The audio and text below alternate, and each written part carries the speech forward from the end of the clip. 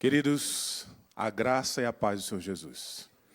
Quero dar bom dia, que ainda não tinha dado bom dia a você. Seja um ótimo dia para você. Bom dia a você, para que a gente tenha esse momento aqui de reflexão na palavra de Deus. E para mim é um privilégio estar aqui compartilhando de um texto precioso, que eu acho que a equipe de louvor está afinada com Deus em oração. O título do sermão é Jesus é o centro de tudo que há. Não acreditei, não. Benção. Queridos, vamos abrir Colossenses capítulo 1. Hoje nós começamos a nova série e nós vamos iniciar Colossenses e Efésios.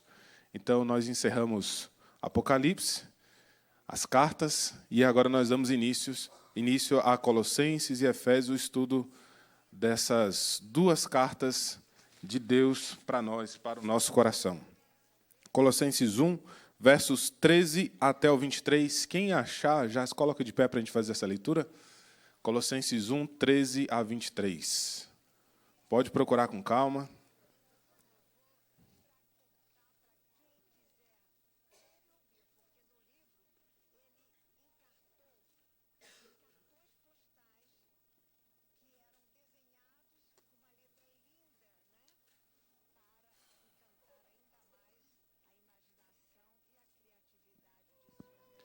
Que manhã boa, muita gente sendo recebida, muita gente sendo batizada, o nome do Senhor Deus sendo exaltado e glorificado.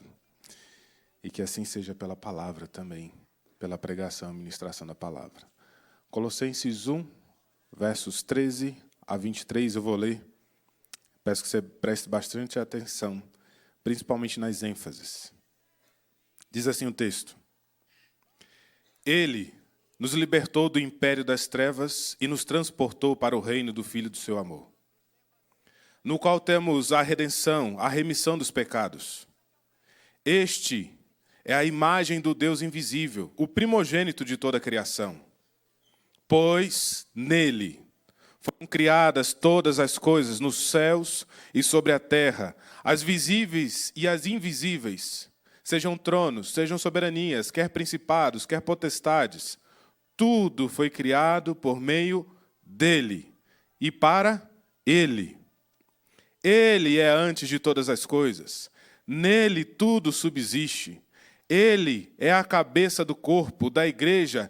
Ele é o princípio, o primogênito entre os mortos, para em todas as coisas ter a primazia. Porque aprove a Deus que nele residisse toda a plenitude, e que, havendo feito a paz pelo sangue da sua cruz, por meio dele, reconciliasse consigo mesmo todas as coisas, quer sobre a terra, quer nos céus. E a vós outros também, que outrora éreis estranhos e inimigos do entendimento pelas vossas obras malignas, agora, porém, vos reconciliou no corpo da sua carne, mediante a sua morte, para apresentar-vos perante ele, santos, inculpáveis e irrepreensíveis. Se é que permaneceis na fé, alicerçados e firmes, não vos deixando afastar da esperança do evangelho que ouviste e que foi pregado a toda criatura debaixo do céu, e do qual eu, Paulo, me tornei ministro. Até aqui. Vamos orar? Feche seus olhos. Deus, a glória do Senhor. Ó Deus, exalta o teu nome. O nome mais importante aqui e único é do Senhor Jesus. A referência é dele, tudo gira em torno dele para ele. Então Deus exalta a Cristo aqui nessa manhã. Deus apaga o meu nome, apaga a minha imagem. Deus exalta o Senhor. Ó Deus, eu preciso do Senhor, o Senhor sabe o tanto quanto. Então Deus, em nome de Jesus, toma-me em tuas mãos, Deus. Pai, eu sou só um instrumento, Deus, para fazer a glória de Cristo brilhar aqui nesta manhã, Deus. Visita, Senhor, abundantemente os meus irmãos aqui, Deus.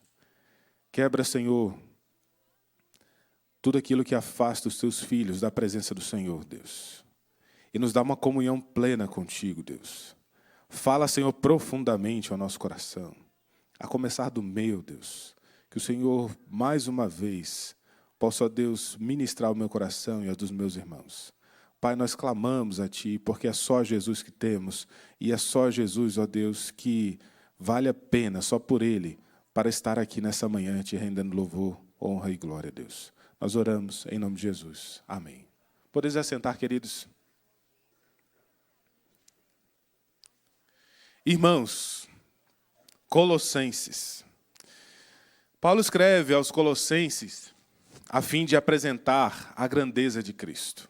Principalmente nesses versos aqui que nós lemos, nós vemos o propósito de Paulo de apresentar quem é o Senhor Jesus. Mas veja só, Paulo está apresentando quem é o Senhor Jesus para uma igreja. Paulo está falando de Jesus para uma igreja. Paulo está pregando Jesus para uma igreja, ou seja, um povo já convertido. Um povo que já teve encontro com o Senhor Jesus. E por que Paulo está fazendo isso? Porque a igreja estava sendo ameaçada por ensinos que diminuíam a suficiência de Cristo Jesus.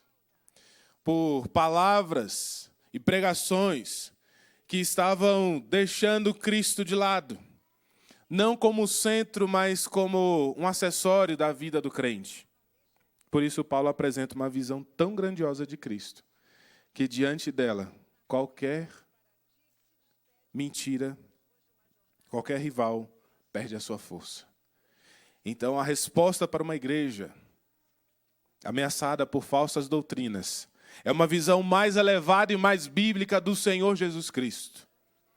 Não é que a gente criar rotinas, criar programações para fazer o povo estar na igreja.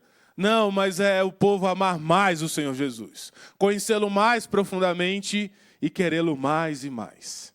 E essa é a intenção de Paulo, essa é a intenção desse texto. E é isso que nós vamos meditar aqui nessa manhã. Jesus é o centro de tudo que há.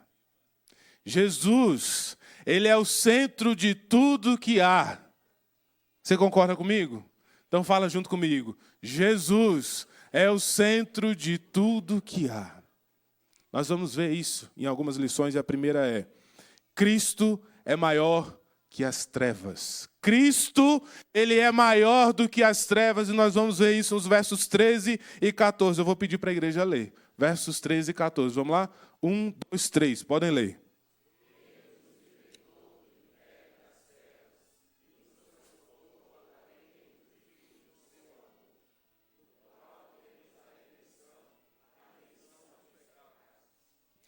Meus queridos, Paulo começa aqui falando de uma libertação. Aquilo que Cristo fez por nós, pela sua igreja.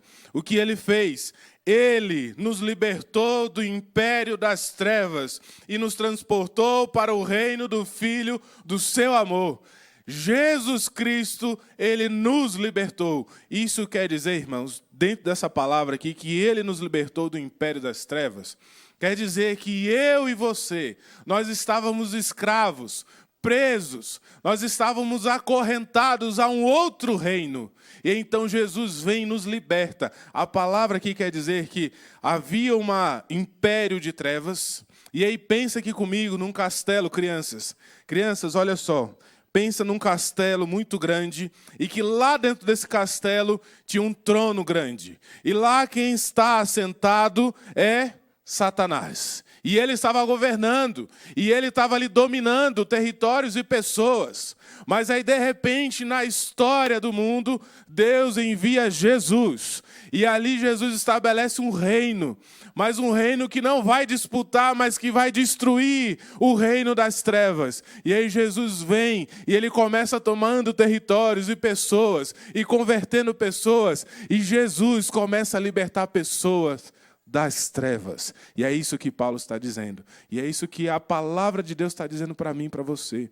Que Ele nos libertou do império das trevas. Meu irmão, você só vai amar o Senhor Jesus muito mais. Você só vai ter Jesus como centro de tudo que há, se você souber de onde você veio. De onde você estava, de quem você era preso, de quem você era escravo e de quem Jesus fez você uma nova criatura. Você hoje tem Jesus como centro de tudo que há, porque Jesus te libertou do império das trevas. Jesus declarou: tudo o que comete pecado, Todo o que comete pecado é escravo do pecado. Ele é aquele que está servindo ao pecado. Ao mesmo tempo, Paulo afirma: éreis mortos nos vossos delitos e pecados, em Efésios, capítulo 2, verso 1. Nós estávamos mortos nos nossos delitos e pecados, não tinha chance para nós. Não tinha como. Não tem como o escravo fugir do seu senhor. Não tem como o escravo ter uma nova vida. Não tem como ele ter uma nova identidade, a não ser que alguém maior o compre e o liberte e o tire daquela situação. E foi o que Jesus fez. Ele nos libertou do império das trevas e nos transportou para o reino do Filho do seu amor, no qual temos a redenção, a remissão dos pecados. Meu querido irmão, minha querida irmã, é só pela libertação de Cristo Jesus que nós somos remidos e lavados dos nossos pecados. Não tem pecado que o Senhor Jesus não tenha perdoado. Você foi transformado, você foi libertado de um mundo do qual você não tinha condições de sair. E Jesus então te liberta com a força da sua mão, com a força do seu ser, de quem Ele é. E Ele deu a sua vida para que você fosse livre aqui hoje, nessa manhã. Observe que a grandeza da salvação é que Ele nos libertou. Ele nos livrou. Não fomos nós que escapamos das trevas por nossa própria força, porque na verdade a palavra de Deus nos fala que nós amávamos mais as trevas do que a luz, porque o nosso desejo era pelo império das trevas, mas então Cristo veio e nos libertou. Você ama o Senhor Jesus, você ama ler a palavra, ama orar pelo que o Senhor Jesus fez na sua vida e não porque você tomou coragem de fazer. E a glória é toda e somente dele. Efésios 2, versos 4 e 5 diz assim: mas Deus, sendo rico em misericórdia, nos deu vida juntamente com Cristo. Aqueles que estavam mortos em delitos e pecados agora receberam vida em Cristo Jesus. E a salvação, ela é uma graça de Deus sobre nós. É a graça soberana de Deus invadindo os nossos corações e nos libertando e nos dando nova vida. A graça de Deus não apenas torna a salvação possível, mas ela efetivamente resgata o pecador que estava morto em seus pecados e o conduz a uma vida com Cristo. E em segundo lugar, queridos, Cristo, além de Ele ser o centro de tudo que há, Ele é maior que as trevas e, em segundo lugar, Ele é maior que a criação. Ele é maior do que a criação. Hoje vai ser acelerado, porque tem mais pontos que o normal. Eu peço para você ler verso 15 até o 17. Do verso 15 ao 17, vamos lá? 1, 2, 3, podem ler.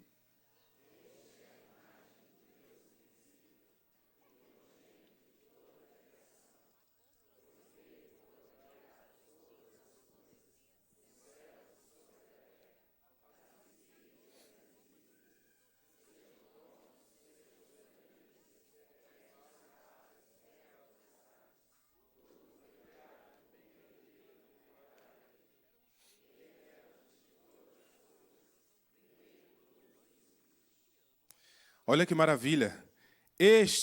O Senhor Jesus, Ele é a imagem do Deus invisível.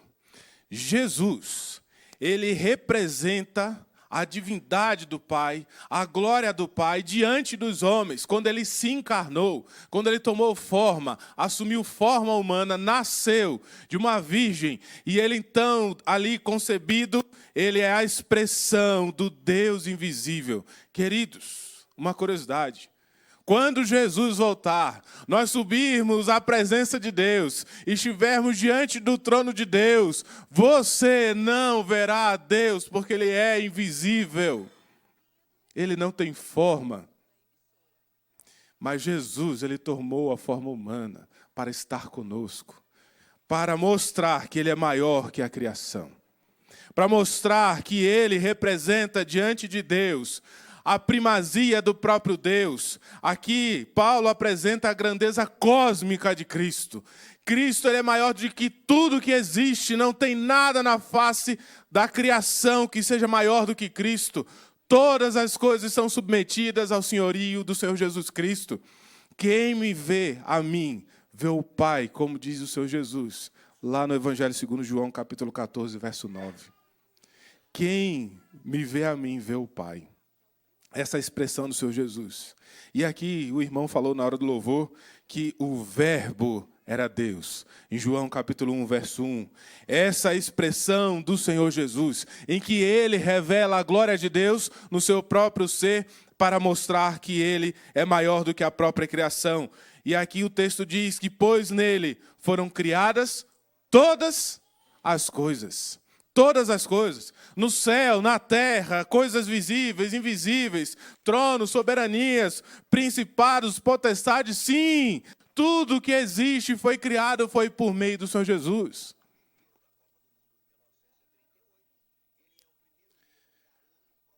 Mas tem algo muito importante.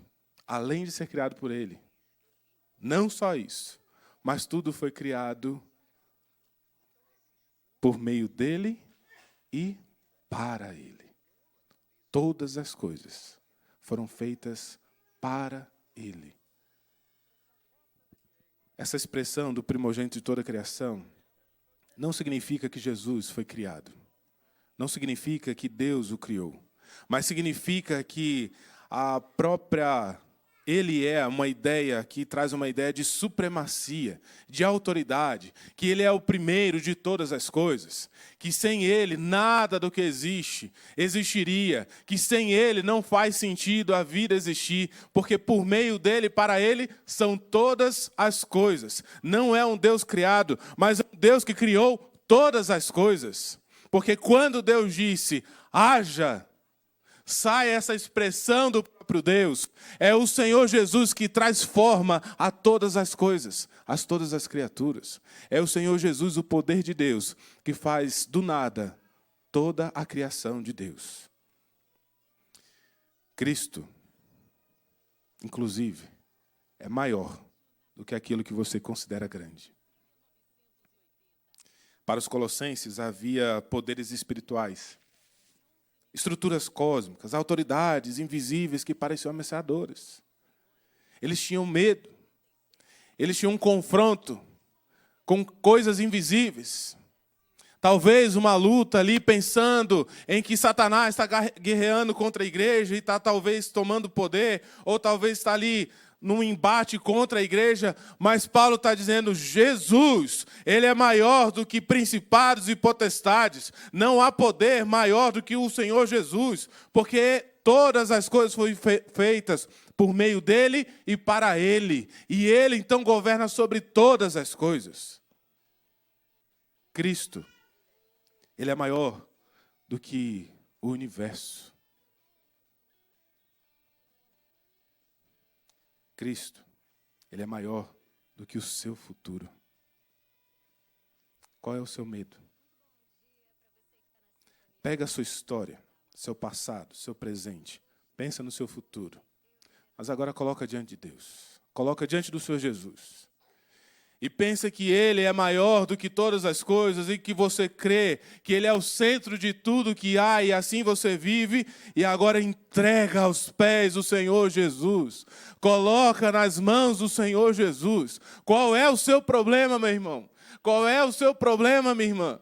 É o medo da doença? É o medo da morte? Confie no Senhor Jesus, porque nenhuma alma se perderá das mãos do Senhor Jesus. Talvez a sua vida pode passar aqui nesse mundo, mas não passará de diante dos olhos do Senhor Jesus, porque Ele tem a sua vida em suas mãos, e Ele não abre mão dela, e Ele segura firme a sua vida, porque nem você dá conta de andar nos caminhos do Senhor Jesus, mas Ele te guia, Ele te guarda, guarda, Ele te protege. É de dia com a nuvem que cobre o seu povo, e à noite a coluna de fogo guiando o seu povo e guardando e protegendo o seu povo. Esse é o Senhor Jesus, esse é o Senhor da igreja, esse é o Senhor que está aqui nesta manhã, esse é o Senhor que você serve. Qual é o seu problema? Coloque-se diante dele.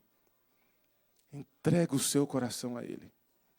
Coloque a sua preocupação diante dele.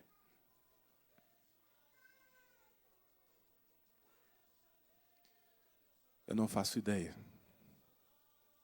do que você está passando. Porque essa é a minha limitação. É olhar para o rosto. É ver lágrimas descendo.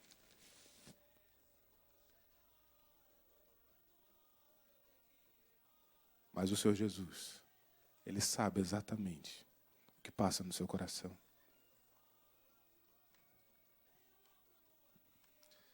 As forças políticas, as crises econômicas, as ameaças espirituais. Meus irmãos, nós, reformados, falamos pouco sobre isso. E a gente tem pouca literatura sobre isso. Mas nós devemos entender que, porque por meio dele, para ele são todas as coisas. Então, seja o que for, está submetido à vontade do Senhor Jesus. O diabo, ele não dá um passo sequer se o Senhor Jesus não permitir e não autorizar.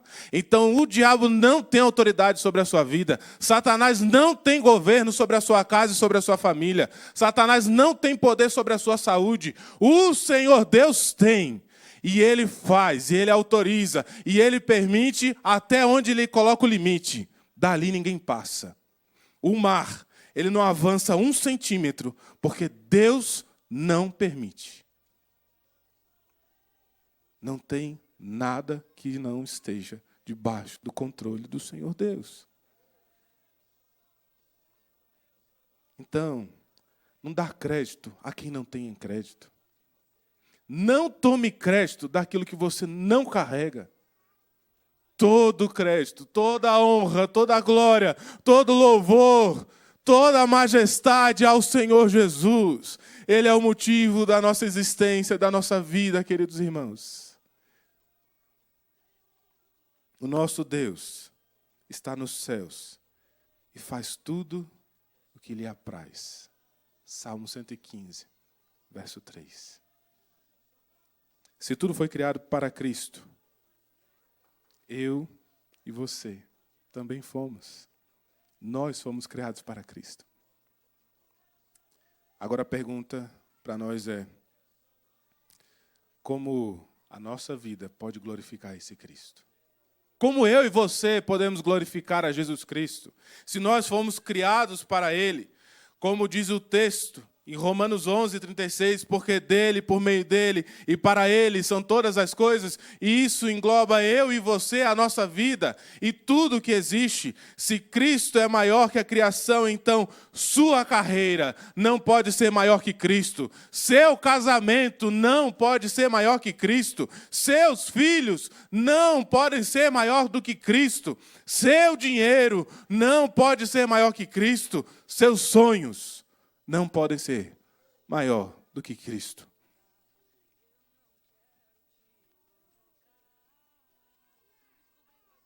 Jesus é o centro de tudo que há, porque Ele é maior do que as trevas, Ele é maior do que a criação, e em terceiro lugar, Ele é maior do que a morte. Eu peço para a igreja ler o verso 18. Vamos lá? 1, 2, 3. Podem ler.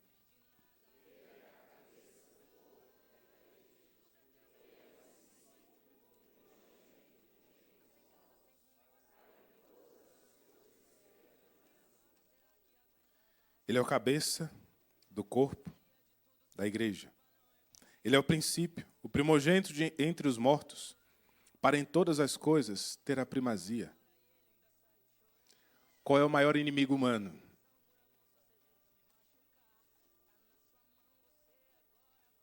Nós temos uma família que está enlutada hoje, que está lá enterrando um corpo. Porque o maior inimigo bateu a porta.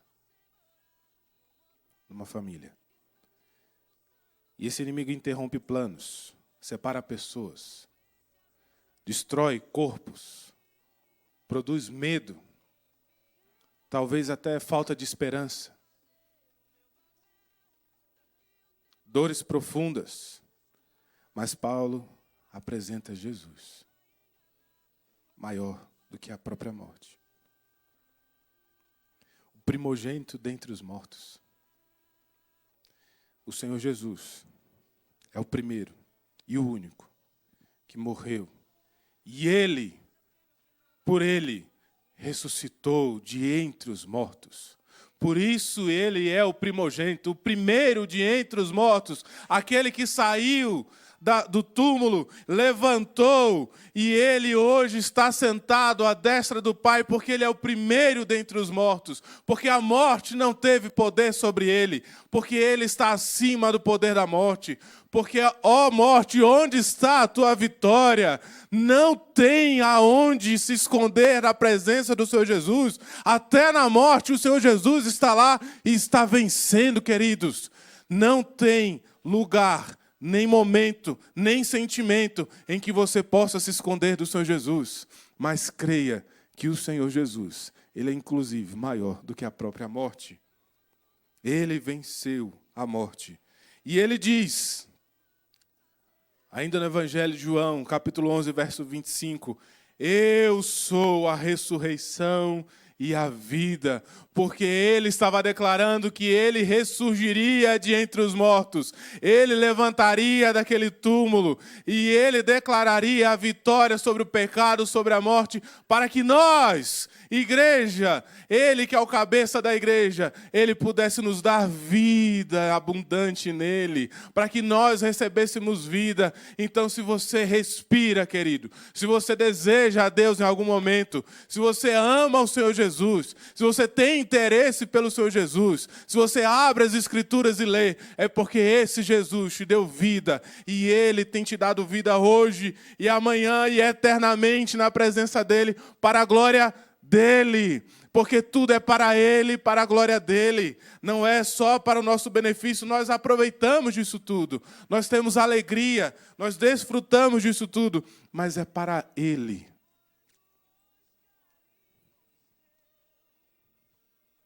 A morte não tem a palavra final. E glória a Deus, queridos. Queridos, a morte não tem a palavra final. Glória a Deus. Porque a morte não tem a palavra final. A esperança não acaba para a gente. Mas é uma nova realidade muito maior e melhor na presença de Cristo Jesus. Anos atrás, quando eu cheguei aqui nessa igreja, eu ouvi de um pastor, amigo, está lá nos Estados Unidos hoje. E ele virou e falou assim, quando o crente fecha os olhos aqui, ele já abre lá na glória.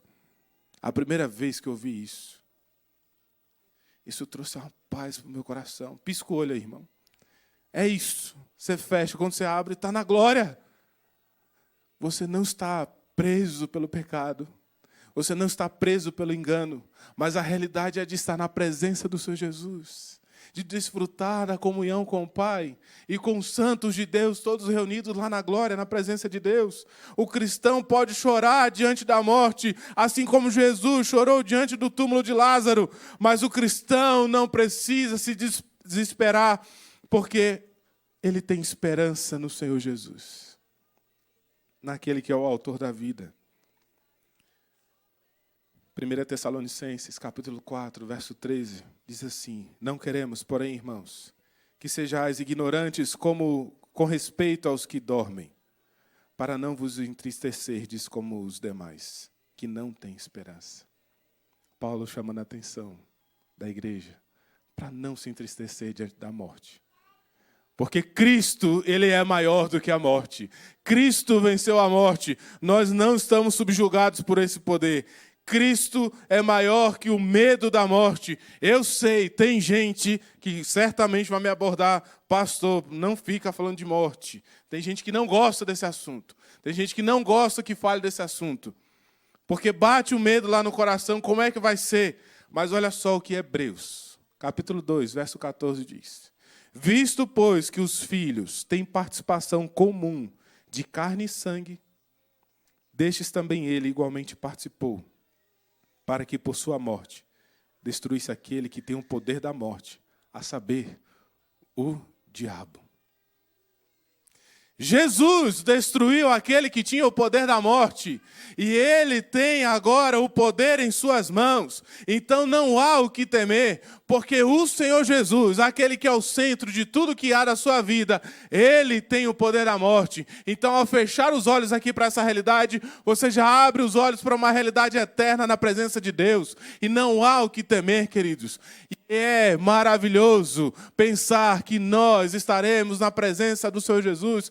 Haja o que houver, aconteça o que vier, mas nós estaremos na presença do Senhor Jesus.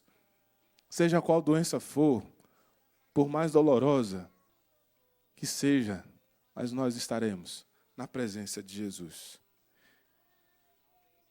Jesus é o centro de tudo que há. E eu vou para o quarto ponto. Porque Ele é maior que as trevas, porque Ele é maior que a criação, Ele é maior do que a morte. E em quarto lugar, Ele é maior do que a igreja. E eu peço a você para ler novamente o verso 18. Vamos lá? 1, 2, 3. Podem ler.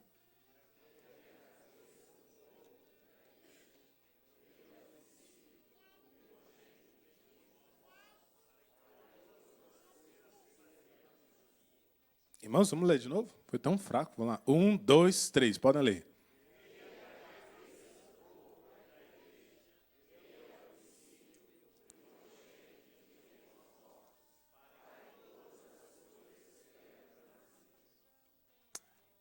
Deixa aí, não tira não.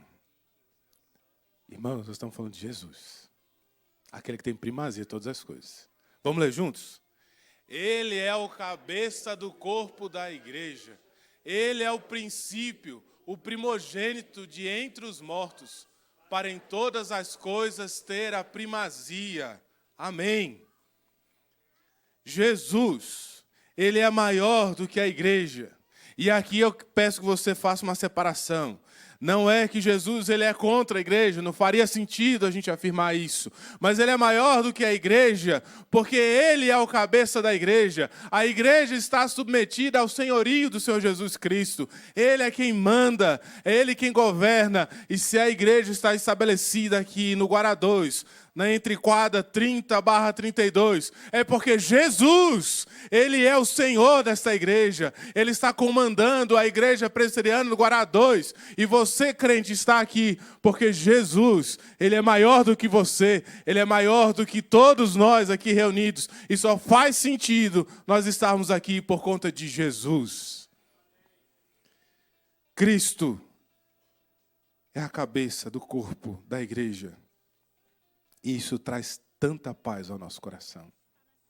Porque primeiro, nós entendemos que a igreja, ela não pertence a homens. Não tem pastor que é dono de igreja, não tem presbítero dono de igreja, não tem líder dono de igreja, não tem membro dono de igreja, não tem nenhum ser humano que seja dono da igreja, porque ela é do Senhor Jesus, e é Ele quem governa a sua igreja. Talvez você tenha aí no seu coração passados com lideranças, isso traz mágoa ao seu coração, mas saiba que você serve ao Senhor Jesus, e não a homens, não a pessoas, mas Deus estabeleceu lideranças, e elas também estão submetidas ao senhorio do Senhor Jesus. Então isso cabe à liderança, o peso dessa responsabilidade, e se a liderança erra, pode deixar, porque tem o dono que está tomando conta e ele vai se ver com essa liderança. Ore pela liderança. Ore pelo reverendo Danilo. Ore pelo conselho da igreja. Ore pelos diáconos. Meus queridos, a responsabilidade que Deus confia a esses homens, a essas lideranças, aos líderes, ela é grande, mas tão grande que ela é maior do que todos nós. E a gente só faz porque a gente está submetido ao Senhor Jesus. Ao mesmo tempo, o sucesso da igreja não é medido por números. Sendo Jesus o cabeça da igreja, a igreja pode ter muitos membros, e é bom quando tem. Pode ter grandes eventos, e é bom quando tem. Ela pode ter uma excelente estrutura, e é bom quando tem. Ela pode ter muita visibilidade, e isso é muito bom quando tem. Mas ela pode também, como nós vimos na semana passada, perder a centralidade de Cristo. A pergunta fundamental é: Cristo tem primazia em tudo? Cristo é a maior? Ele é maior do que as nossas preferências? Porque cada um aqui tem um gosto.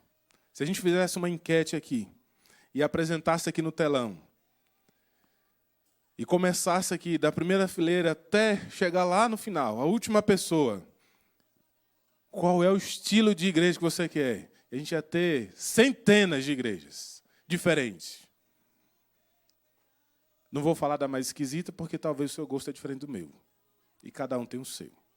Então o seu pode parecer esquisito para mim, e o meu pode parecer esquisito para você. Então, nós teremos diversidades aqui de igreja, de forma de igreja, de cultuar a Deus. Mas nós temos que lembrar que Cristo, Ele é o cabeça. Não somos nós que vamos governar como Deus deve ser adorado, porque Cristo, Ele é o cabeça da igreja, Ele é quem dirige o seu povo, e a igreja foi submetida a estar debaixo do senhorio do Senhor Jesus Cristo. Então, quando você não gosta de um louvor, meu irmão, saiba que não é para você, é para Cristo. Quando você não gosta do pregador que está demorando, é para Cristo, não é para você. Quando você não gosta, porque às vezes vem aqui muita gente e demora, e talvez está cansativo, não é para você, é para Cristo. Só faz sentido a gente estar reunido aqui se for para Cristo, se for para render culto a Ele, se for para render graças a Ele, se for para estar diante dEle com o coração grato por tudo que Ele é e Ele faz. Nossas preferências, nosso gosto musical, nossa tradição, nossa personalidade, nossas expectativas, cada um aqui tem um jeitinho. Isso é bom, porque nos traz diversidade. Mas sempre submetidos à palavra de Deus. A igreja não foi chamada para refletir suas preferências. A igreja foi chamada para refletir o seu cabeça, que é Cristo Jesus. Porque olha só, ilustrando aqui para a gente entender fácil. Criança, quando alguém chega para falar com você, ele fala com você olhando para a sua mão ou no seu rosto? O que identifica é o rosto, é a cabeça, é onde está essa estrutura. O que deve identificar-nos não são os membros, não são as pessoas, mas é Cristo Jesus. O mundo deve olhar para IPG2 e ver Cristo Jesus aqui reunido no meio do seu corpo, no meio da sua igreja, porque Ele é o cabeça desse povo. Queridos, Jesus é o centro de tudo que há, porque Ele é o maior. Ele é maior que as trevas, maior do que a criação, maior do que a morte, maior que a igreja, mas Ele também é maior do que o nosso pecado. E esse é o quinto ponto. E você está aguentando, glória a Deus. E eu estou contando, tem 33 minutos. Cristo é maior do que o nosso pecado. Versos 21 e 22. Vamos ler? 1, 2, 3. Podem ler.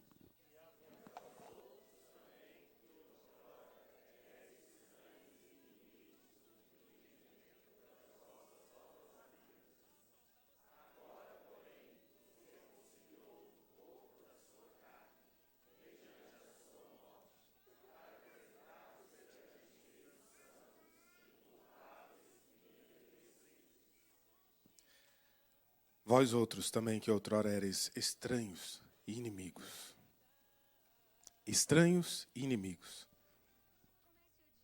A palavra é para quem aqui? É para a igreja. É para mim. É para você, crente. Nós éramos como estranhos e inimigos. Não éramos só desconhecidos. Porque estranho é aquele que é desconhecido. Você não sabe quem é. Se for lá na rua, se olhar para uma pessoa que você nunca viu, Você não vai muito bem com a cara dela até começar a conhecer. Nós éramos estranhos. Mas não só isso, nós éramos inimigos. O inimigo é aquele que está diretamente, ofensivamente contra alguém. Você e eu éramos ofensivos contra Deus. A nossa existência era ofensiva contra Deus. Nós dávamos nojo diante de Deus. Nós éramos terríveis contra Deus. Nós não queríamos a Deus. Nós odiávamos a Deus. E essa é a verdade do meu e do seu coração.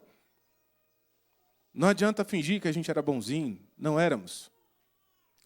Porque senão a gente vai falar também que a palavra de Deus está mentindo. Éreis estranhos e inimigos no entendimento pelas vossas obras malignas, obras más, carregadas de mal, carregadas de pecado, daquilo que é contra a natureza de Deus, porque Deus, Ele é santo, santo, santo, e nós somos pecadores, então todas as nossas obras carregadas de pecados, elas ofendiam ao Deus que é santo, santo, santo. Quer dizer, então, que tudo mudou? Agora nós somos santos, santos, santos? Não, queridos. Romanos 5, verso 1, nos ajuda a entender isso. Justificados, pois, mediante a fé, temos paz com Deus. Aquele que era inimigo agora tem paz. Sabe aquela guerra que está acontecendo aí? Sabe aquela guerra que tem muita gente morrendo? Essa semana morreu vários soldados. Tem muita gente, são dois inimigos lutando.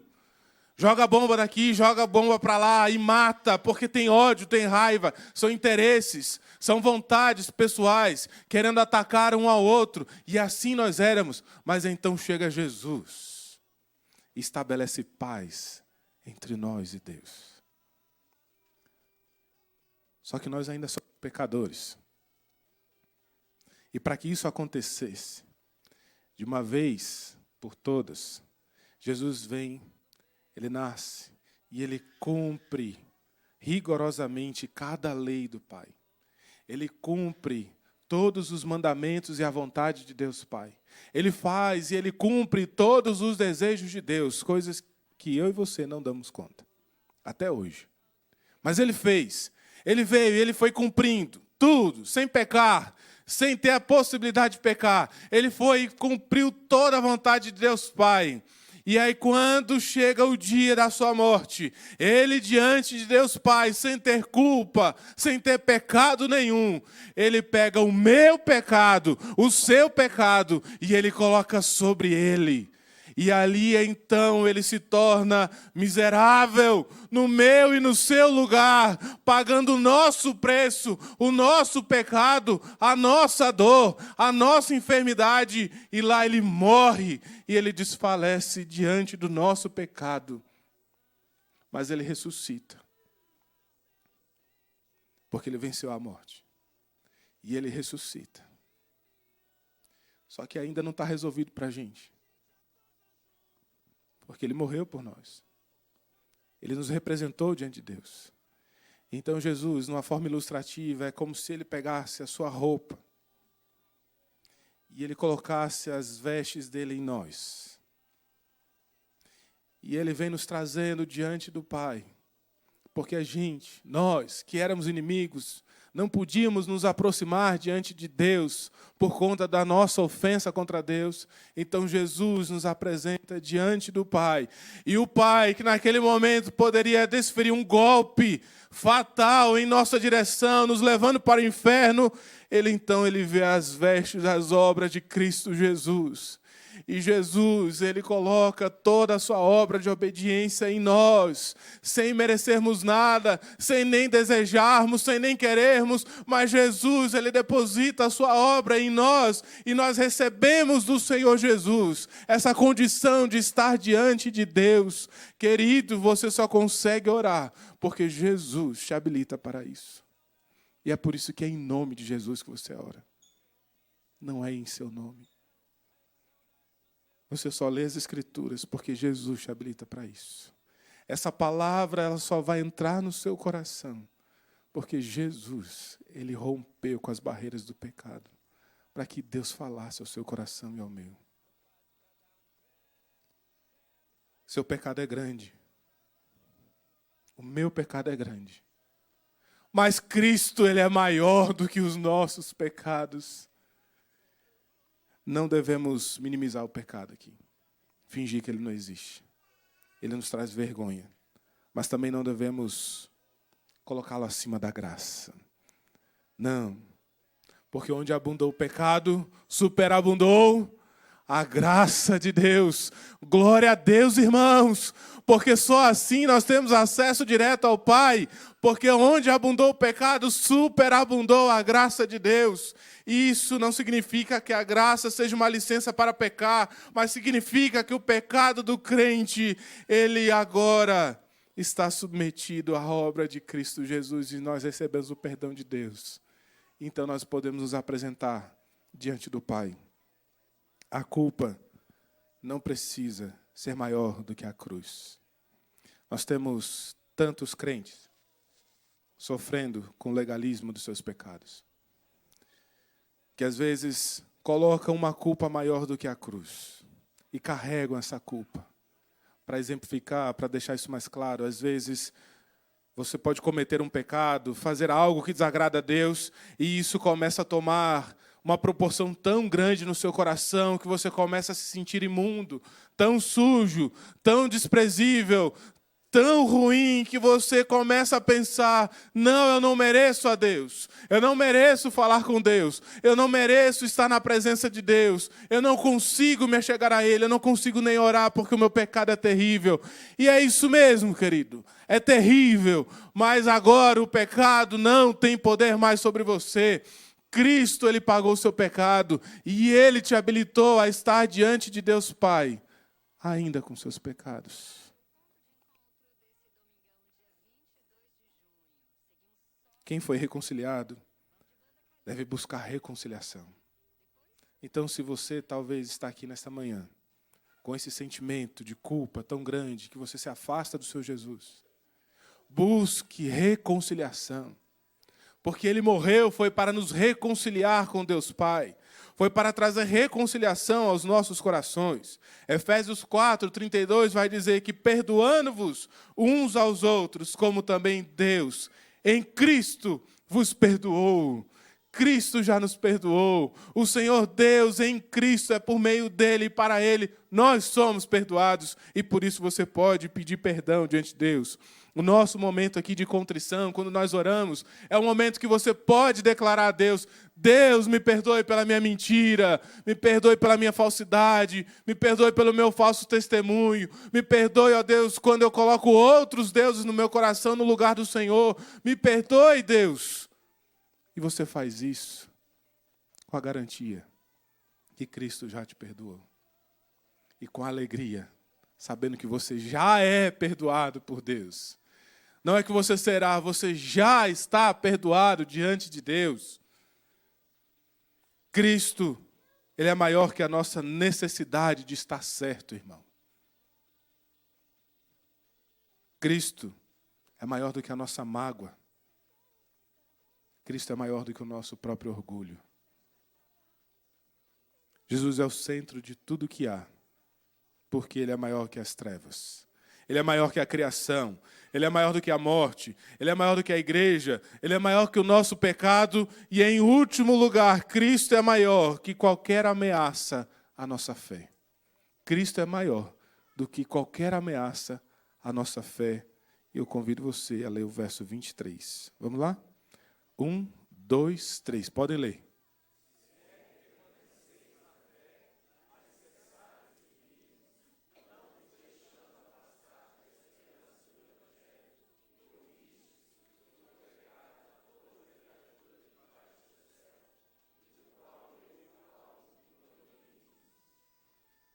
Se é que permaneceis na fé, alicerçados e firmes, não vos deixando afastar da esperança do evangelho que ouviste e que foi pregado a toda criatura debaixo do céu, e do qual eu, Paulo, me tornei ministro.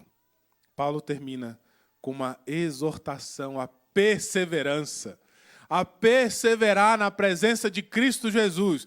Jesus é o centro de tudo que há para você, meu irmão. Então persevere na caminhada com Ele. Não desista, não desanima. Ainda que muitas coisas venham contrário a você, ou a sua vida, ou a sua fé. Mas não desista nem abra mão. O crente precisa permanecer na fé, alicerçado e firme, sem se afastar da esperança do Evangelho. A vida cristã não é uma corrida de 100 metros. Não é rápido. Não é começar e já esperando terminar e chegar em primeiro lugar. Mas é uma longa peregrinação. E Mateus, o Evangelho segundo Mateus, capítulo 24, verso 13, diz: aquele, porém, que perseverar até o fim, esse será salvo. Esse será salvo. 1 Coríntios 15, 58 diz: sede firmes, inabaláveis e sempre abundantes na obra do Senhor. Assim como Hebreus, capítulo 12, versos 1 e 2, diz assim: corramos com perseverança a carreira que nos está proposta, olhando firmemente para o autor e consumador da fé, Jesus Cristo. A perseverança dos santos não significa que o crente se mantém salvo por suas próprias forças. Ei, irmão, não é salvação que eu estou falando aqui. Porque a salvação é um ato de Deus. É um ato de Deus em favor do ser humano. O Espírito Santo vem e regenera aquele coração, transforma, tem um chamado eficaz em que o crente, aquele que está sendo alvo dessa salvação, ele escuta a voz do Senhor por meio da pregação, o único meio ordinário que Deus deixou para salvar o homem. Então ele escuta e assim então ele é salvo pelo próprio Deus. É uma ação de Deus. Mas permanecer nessa jornada tem responsabilidade nossa. Significa que Deus preserva aqueles que Ele salvou. E essa perseverança se manifesta na perseverança real da fé, do coração. E a palavra para nós aqui nessa manhã é: não abandone Cristo por conta das suas dificuldades. E abandonar pode ser de formas diferentes. Pode ser você desistir da caminhada. Pode ser você pensar em desistir, está difícil demais. Eu não consigo mudar. Ser crente é a coisa mais difícil. Os pecados e lutar contra isso tudo está difícil demais. Ou desistir pode ser: não vou lutar mais contra esse pecado, abandonei, não consigo mais. É por isso que nós temos, pela graça de Deus, irmãos, ter Cristo como cabeça da igreja. Mas a igreja como corpo de Cristo. É porque Ele deixou aqui, o corpo, para que nós buscássemos ajuda, para que nós ajudássemos um ao outro, para que nós atendêssemos um ao outro.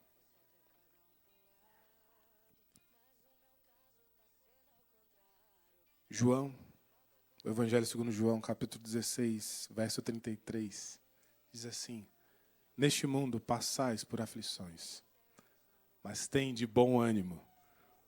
Eu venci o mundo. Jesus falando, queridos. Eu venci o mundo. Vai ter aflição. Tem aflição aí?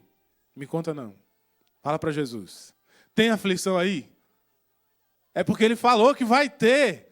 Tem que ter, irmão, porque senão não é a palavra dele, é a palavra do autor e criador de todas as coisas. Vai ter muitas aflições no meu e no seu coração, mas creia que Ele venceu o mundo. Ele venceu todas as aflições por mim, por você, para que tudo fosse por meio dele e para Ele. Então creia somente nele e confie nele, inclusive as suas aflições. Seja qual for.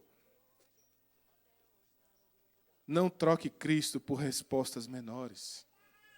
Quando a vida apertar, geralmente a gente tende a buscar nossos recursos.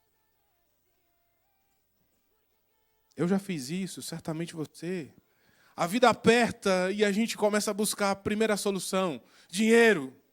Deixa eu ver aqui os meus recursos. O que é que eu consigo resolver? Como resolver essa situação? É o melhor curso? É a melhor profissional? É o melhor médico? É a melhor instituição? É a melhor escola? É a melhor educação? É o que é melhor. A gente começa a buscar soluções para a vida.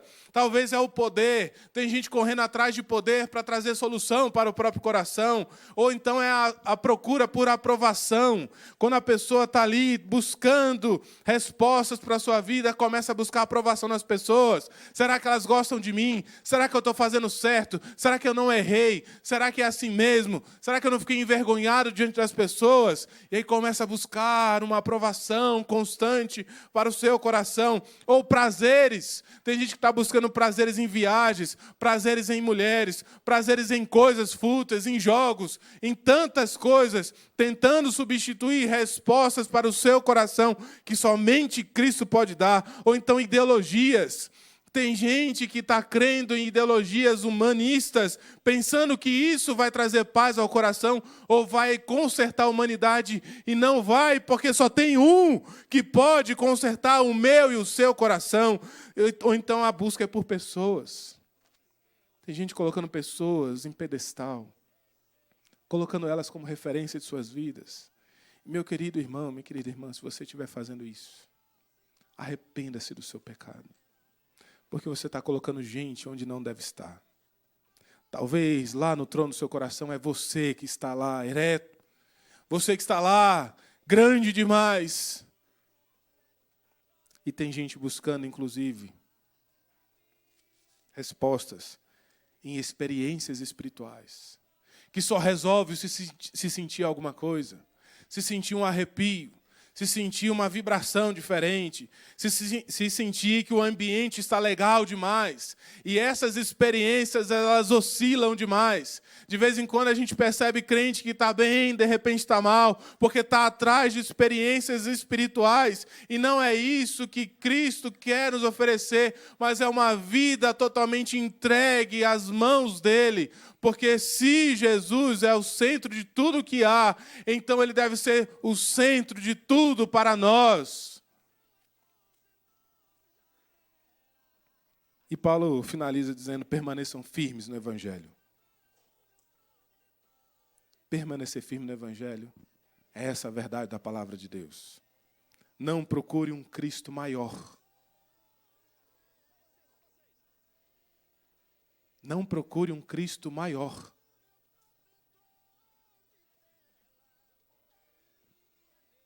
Não existe um Cristo maior que Cristo. A esperança do Evangelho é suficiente para nos sustentar. O Evangelho é a única coisa que nós precisamos para trazer esperança no nosso coração, com um mundo cheio de problemas, uma vida repleta de sofrimentos, uma igreja que tem os seus defeitos, uma família que está em conflitos, ou um futuro cheio de incertezas. Somente o Evangelho pode trazer esperança para esses corações. E por isso nossa esperança deve estar em Cristo. Colossenses 1:27. Cristo em vós, a esperança da glória. Queridos, para concluir, Cristo é maior. Cristo é maior que as trevas, porque Ele nos libertou. Cristo é maior que a criação, porque Ele criou e sustenta todas as coisas.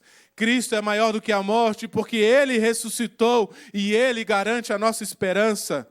Cristo é maior do que a igreja, porque Ele é o cabeça e Ele tem a primazia. Cristo é maior do que o nosso pecado, porque Ele nos reconcilia com Deus. Cristo é maior que qualquer ameaça à nossa fé, porque Ele nos sustenta para permanecermos firmes nele. Se Cristo é maior que as trevas, do que a criação, do que a morte, do que a igreja, do que o pecado e tudo aquilo que nos ameaça, então não existe nenhuma área da nossa vida, da minha e da sua, que Ele deva ocupar um lugar secundário. ele tem que ser a primazia da nossa vida, da minha e da sua vida.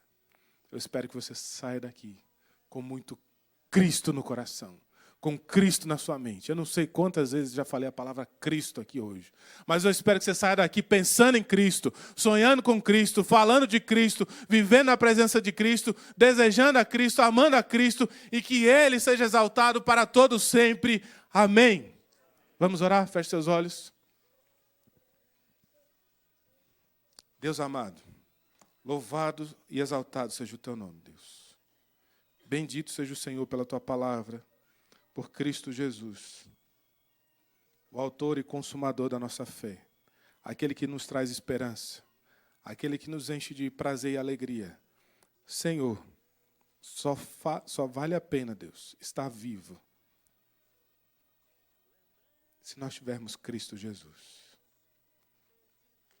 Deus, se há alguém aqui nessa manhã que se distanciou, ou que está vivendo um Jesus fabricado na mente, aquele que serve aos seus próprios desejos, Deus, destrona essa pessoa.